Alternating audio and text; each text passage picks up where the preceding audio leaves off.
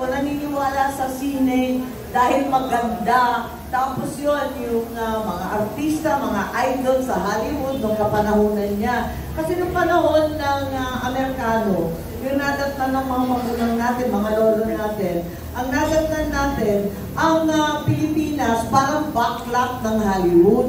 Dahil dati, every fourth camera, kapag may camera bago sa Hollywood, may papadala, yung ika-apat na camera na production na yun, papadala sa Pilipinas kasi nag-shooting dito, marami silang ina-outsource dito sa Pinas. So, yung mga sikat natin mga direktor, sina Eddie Romero, sina Jerry De Leon, lahat sila, nagpo-produce, nag-shoot na sila para sa mga kano. Ang daming gamit nila, talagang updated, hindi yung mga 19-kopong-kopong, talagang pinapadala ng mga studio. So, yung nakikita ng nanay ko, may mga Pilipino, sabi niya, ang ganda-ganda talaga ng sine. Yung tatay ko, hindi talaga mahilig. Sabi niya, ano yan? Ang gusto na niya, yung mga pelikula ng gera. Tapos, yung mga cowboy, yung type niya. Pero nakakainis naman siyang kasamang manood ng sine. Wala nang ginawa, kundi sitahin. Ayan, mali yan. Hindi yan po pwede. Pag susugod ka sa kalaban, hindi ka papasok sa ganyan. Napakahina naman ng sundalo yan. Tuwag! Gaganyan yan. Hindi ka na mag-i-enjoy manood ng sine. Dami sinasabi. Ang nangyari, nagbago yung isipan niya nung naban yung iginuit ng tadhana. Yun ang nangyari. Kasi, ang Doc Perez noon, sa Sampaguita, sobrang tuwa sa magulang ko, no? Sa dalawa, nakaganda niya sa nanay ko, rin-recruit na mag-artista, kaso nakasawa naman bigla, nakapakasal.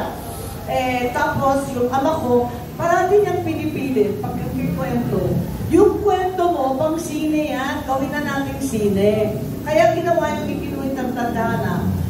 Sa kasamaang palad, tumugma naman doon sa pagtakbo niya bilang Pangulo.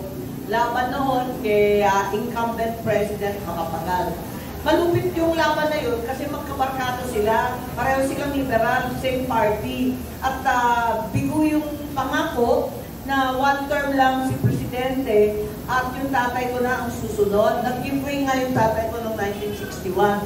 Anyway, ang ending is, yung sine na naudlot noong 1960, tinuloy na noong 1964. Kaso, pinagbawalan na ban yung sine. Alam naman natin sa showbiz, basta kontrobersyal, na ban, higit sa lahat, pinag-aapi. Alam na natin ang mangyayari. Sisikat. Di sumikat nga. Andun sila sa premiere night, naka-lockdown lahat, naka-alahas, barong, todo. Bonggang-bongga, biglang sinabi na PRO yung pelikula. Bawal na. Di lahat ng tao talagang tumila na manonood. Nung lumabas na sa wakas, tuwan-tuwa lang ng tao na manood. Yun talaga nangyari doon. At yung tatay ko, ganito pala ang pelikula. Sabi ganon. Sabi ko, anong ibig mo sabihin? Ang kapangyarihan ng sine ay kakaiba. Talagang yung puso at diwa ng tao nagbabago. Nababago pala niya ang isipan ng tao. So, sabi niya, the power and majesty of film is unparalleled. So, mula nun, sabi niya, ito yung industriya, dapat natin kayo tulungan. Malaking bagay pala. Ayun. Talagang bilib na bilib siya. Yes. The power of film.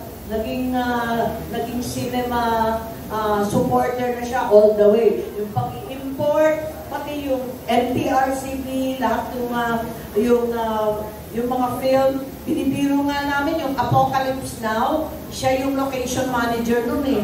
Siya na nag-aakirap ng mga helicopter, sundalo, sa ilalagay, hindi sa Kaliraya. At tuwang-tuwa nga ako kasi tatawag sila nun.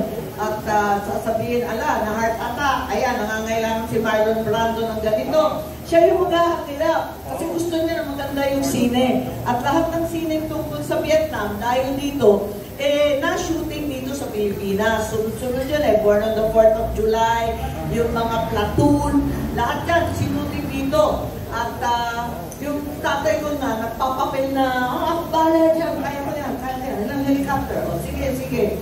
Basta bayaran ng gasolina, ayos na yan. So, tuwan-tuwa naman kami, kasi yun ang ginagawa. ginagawa niya. At maraming trabaho na itulong doon.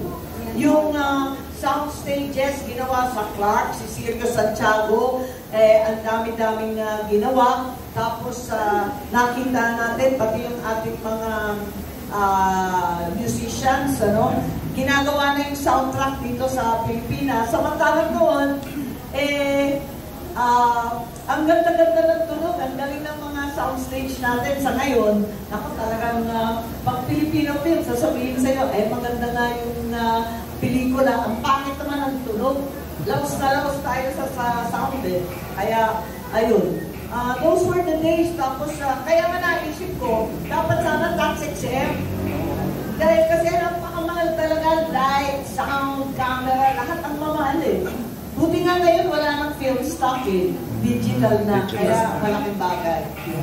Yun at the moment with Ivy, 1PH. Lumalabas yun sa, yung isa yung All TV din. Dalawa ang nilalabsan mo. Yung 1PH at saka yung All TV.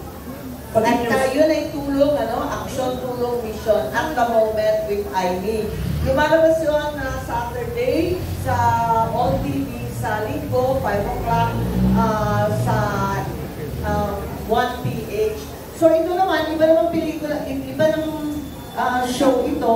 Ito naman ay tungkol sa tulong sa tao. Yung mga binibigyan natin ng tulong, katulad ng mga heart warriors, yung mga batang nangangailangan ng operasyon sa puso. Yung iba naman, yung mga OFW, lahat ng mga deserving kababayan na sumisikap, tinamaan ng malas, pero nananalig pa rin sa Panginoon. Kaya tulong-tulong tayo doon at marami rin mga kwento-kwento na lumalabas, tapos tinutulungan natin para maging inspirasyon. Yes. Talagang kinakailangan palibasa hinahangaan at nagiging halimbawa ang mga artists, ang ating mga celebrities. Kinakailangan they should be held to a higher level of conduct and morality. Ang problema kasi, sila ang ginagaya ng kabataan, sila ang iniidolo, tapos sila pa ang nagkakalat. Huwag naman sana.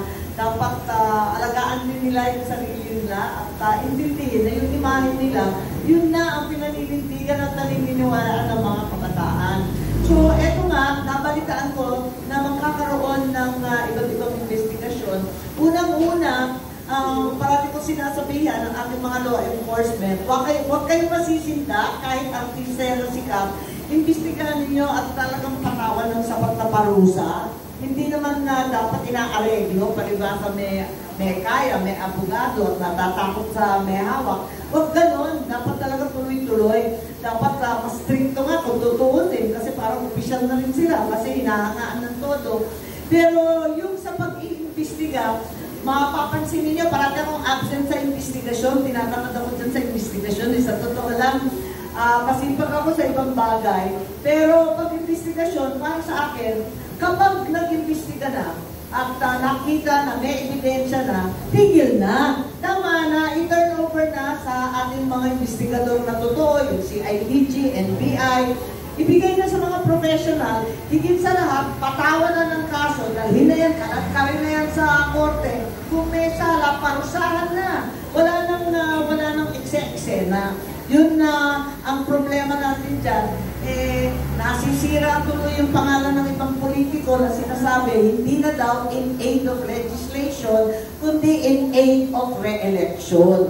Hindi dapat yun. Kasi hindi naman kami huwes Hindi naman kami magkokompi. Hindi naman namin kayang patawan ng kaso. Hindi kami maghahain ng anumang criminal asunto. Wala naman kaming kapangyarihan na magkulong ng sino. I-turn over na, kaagad-agad, para maparusahan na yan sa lamang madaling panahon. Very well said.